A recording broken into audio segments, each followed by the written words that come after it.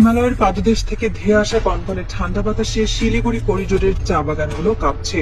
মানচিত্রের দিকে তাকালে এই জায়গাটিকে মনে হয় আক্ষরিক অর্থেই একটি মুরগির গলা বা চিকেন স্নেক।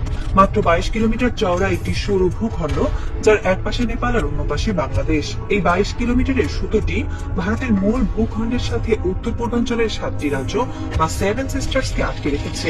দিল্লির সাউথ ব্লকের শীতাতপ নিয়ন্ত্রিত ওয়ার রুমে আজ রাতের ঘুম হারাম। মনিটরে চলছে একটি স্যাটেলাইট ম্যাপের ঠিক মাঝখানে এই চিকেন স্নেক, আর তার নাকের ডগায় বসে থাকা বাংলাদেশের উত্তরের প্রাচীন জনপদ রংপুর। ভারতের নীতি নির্ধারকদের কাছে এই রংপুর এখন আর শুধু একটি প্রতিবেশী দেশের মানচিত্রের অংশ নয়, এটি তাদের অস্তিত্বের সবচেয়ে বড় ত্রাস। যদি কোনোদিন যুদ্ধ বাঁধে, যদি এই 22 কিলোমিটারের সুতো একবার ছিঁড়ে যায়, তবে ভারতের মানচিত্র থেকে চিরতরে খসে পড়বে 7 সিস্টার্স। এই সাইকোলজিক্যাল ট্রমা বা মনস্তাত্ত্বিক আতঙ্ক থেকে দিল্লির কট্টরপন্থী নীতি নির্ধারক এবং ছায়া সরকার এক ভয়ঙ্কর, রোমহর্ষক এবং চরম ঔদ্ধত্যপূর্ণ ছক কষতে শুরু করেছে। তারা চাইছে যে কোনো মূল্যে এই চিকেন স্নেককে প্রশস্ত করতে, আর তার জন্য তাদের টার্গেট বাংলাদেশের 16,185 বর্গ কিলোমিটার আয়তনের আস্ত রংপুর বিভাগ। সাউথ ব্লকের এই মেগা প্রজেক্টের বা উলঙ্গ আস্ফালনের মূল কারিগর কোনো সাধারণ কলামিস্ট নন। তিনি ভারত কারনাদ, ভারতের জাতীয় নিরাপত্তা উপদেষ্টা বোর্ডের সাবেক সদস্য এবং পরমাণু নীতির শীর্ষ নিয়ন্ত্রক। তার কথা সরাসরি দিল্লির নীতি নির্ধারণী টেবিলে প্রতিধ্বনিত হয়। ভারত কারনাদ তার টেবিলে রাখা ফাইলে যে আগ্রাসী প্রস্তাবটি দিয়েছেন, তা শুনলে যে কোনো স্বাধীন দেশের নাগরিকের রক্ত টকবক করে ফুটতে বাধ্য। তিনি অত্যন্ত নির্লজ্জভাবে মোদী সরকারকে পরামর্শ দিয়েছেন, টাকার জোরে রংপুর কিনে নাও। বাংলাদেশের ঘাড়ে থাকা 10,400 কোটি ডলারের বিদেশি ঋণের সুযোগ নিয়ে ভারত কারনাদ প্রস্তাব দিয়েছেন 1 থেকে 2,000 কোটি ডলারের বিনিময়ে পুরো রংপুর বিভাগকে বাংলাদেশের কাছ থেকে কিনে ভারতের হাতে তুলে দিতে। এই জঘন্য সাম্রাজ্যবাদী প্রস্তাবকে হালাল করতে তিনি টেনে এনেছেন 1803 সালের লুইজিয়ানা পারচেস মডেল, যেখানে আমেরিকা টাকার বিনিময়ে ফ্রান্সের কাছ থেকে বিশাল ভূখণ্ড কিনেছিল। তার এই নীল নকশা যদি বাস্তবায়িত হয়, তবে রংপুর তার আবহমান কালের স্বাধীন আত্মপরিচয় হারিয়ে ভারতের আসাম বা পশ্চিমবঙ্গের একটি পরাধীন পদানত জেলায় পরিণত হবে। আসামের উগ্র হিন্দুত্ববাদী মুখ্যমন্ত্রী হিমন্ত বিশ্ব শর্মার মতো নেতারা দীর্ঘদিন ধরেই বাংলাদেশের ভূখণ্ড গ্রাস করে তাদের মানচিত্র বড় করার যে স্বপ্ন দেখছেন, ভারত কারনাদের এই প্রস্তাব সরাসরি সেই গোপন এজেন্ডারই প্রাতিষ্ঠানিক রূপ। কিন্তু ভারত কেন হঠাৎ রংপুর নিয়ে এত মরিয়া হয়ে উঠল? এর পেছনের বারুদ হিসেবে কাজ করেছে রংপুরেরই একটি প্রান্তিক জেলা লালমনিরহাট। চিকেন স্নেক থেকে মাত্র 135 কিলোমিটার দূরে লালমনিরহাটে রয়েছে দ্বিতীয় বিশ্বযুদ্ধের একটি পরিত্যক্ত বিমান ঘাঁটি। সম্প্রতি এই ঘাঁটিকে নতুন করে প্রাণ দেওয়ার কাজ শুরু হয়েছে, আর এই ঘাঁটিতে চীনা কর্মকর্তাদের সরেজমিন পরিদর্শন দিল্লির বুকে সরাসরি কাঁপন ধরিয়ে দিয়েছে। ভারতের শীর্ষ থিঙ্ক ট্যাঙ্ক ব্রহ্মা জ্বালানি সরাসরি সতর্কতা দিয়েছেন, লালমনিরহাটের এই ঘাঁটি থেকে যদি চীনের একটি সাধারণ ড্রোন বা নজরদারি বিমানও আকাশে ওড়ে, তবে ভারতের পূর্বাঞ্চলীয় বায়ু কমান্ডের প্রতিটি গোপন মুভমেন্ট মুহূর্তের মধ্যে স্ক্যান হয়ে যাবে। চীনের রাডার সরাসরি শিলিগুড়ি করিডোর পর্যন্ত ভারতের আকাশ সীমাকে সম্পূর্ণ নগ্ন করে দেবে। নিজেদের আকাশ নিরাপদ রাখতে ব্যর্থ হওয়ার এই চরম হতাশা থেকেই ভারত এখন মরিয়া হয়ে বাংলাদেশের মাটি গ্রাস করার পায়তারা করছে।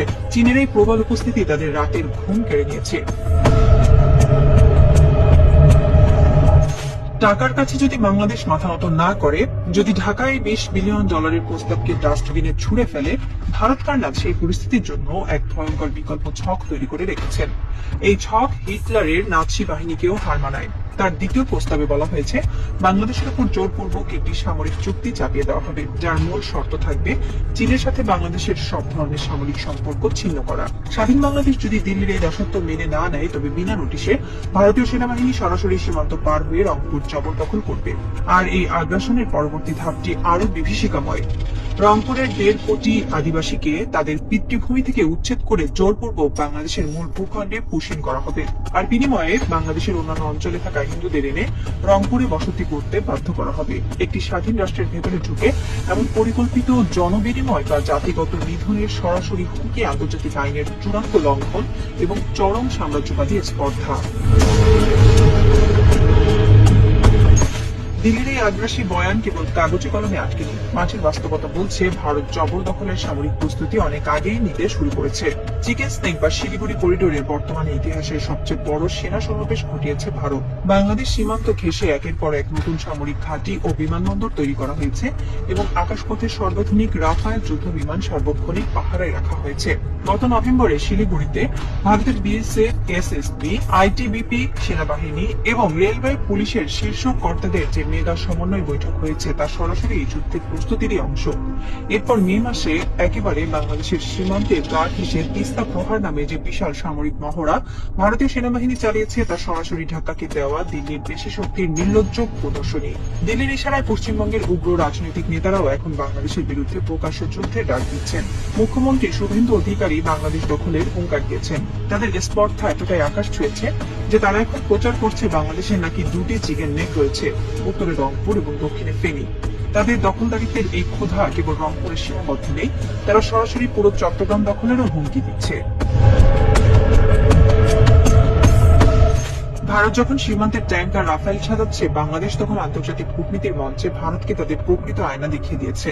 ডক্টর মোহাম্মদ ইউনূস যখন অন্তর্বর্তীকালীন সরকারের দায়িত্বে ছিলেন, তখন বেইজিং সফরে গিয়ে তিনি অত্যন্ত সাবলীল অথচ কঠিন ভাষায় একটি ধ্রুব সত্য উচ্চারণ করেছিলেন।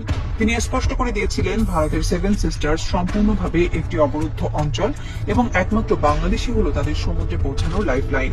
এই একটিমাত্র বাক্য সে সময় ভারতের অহংকারে মারাত্মক আঘাত এনেছিল।